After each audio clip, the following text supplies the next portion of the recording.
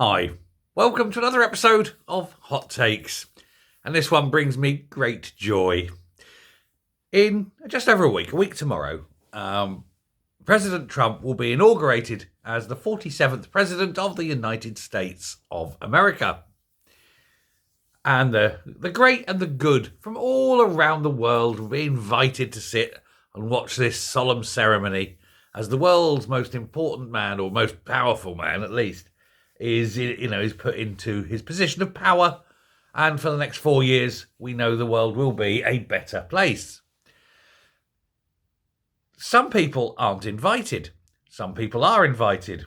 It's a measure of your importance in the world as to whether you'll be there or not. Now, Nigel Farage will be there. Nigel Farage, good friend of Trump, he's going to be in a position of a very good seat. He's going to have a very good seat indeed. He'll be up near the front, you know what I mean? He'll be in that entourage. What's telling, though, is that Peter Mandelson won't be there. And that's odd, considering Peter Mandelson, of course, is the British ambassador to the United States. You'd think America's oldest ally would have a seat at the table. But apparently not. Trump does not like Peter Mandelson and has said he doesn't want him there. What's significant and what will be very, very humiliating for number 10 is there's someone else who will be quite noticeably missing. That person is Starmer.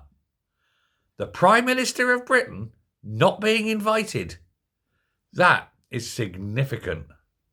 And it goes to show the amount of basically contempt President Trump has for Keir Starmer. We know they don't like each other. They loathe each other. But for Trump not to invite him is very telling. Now, all these other world leaders will be there. They'll all be having little conversations. And, of course, Starmer won't be invited. He'll be seething. He'll be going, but wait, I'm important. And Trump is saying, I don't give a flying F who the hell you are. You're a non-entity to me. You are a dangerous security risk. I don't want you anywhere near me or my country. He knows that Keir Starmer wants to endanger the West by trying to flog the Chagos Islands as quickly as possible before Trump gets in. The Chagos Islanders aren't pushing it. They're dead against it. And Mauritius, who were the ones who would have benefited from it by being given £90 billion to take some land, which they will then rent to the Chinese.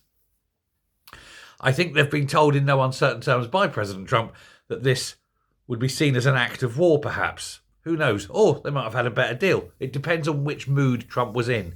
If you take this deal, we will blast you to smithereens. If you don't, we'll pay you. That doesn't surprise me if that was the offer on the table. And I think they know from Trump that he probably would follow through on it. And that's why the Mauritians aren't dealing with the Chagos problem.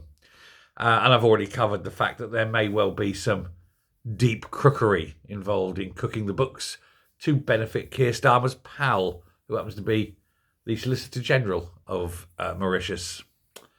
Yeah, one hand washes the other, I think.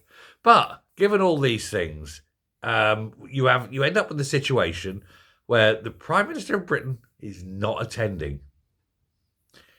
That sends out a message to the world. Trump, in doing that, is saying that Starmer is not someone he can trust, that Starmer is not someone that the West can trust.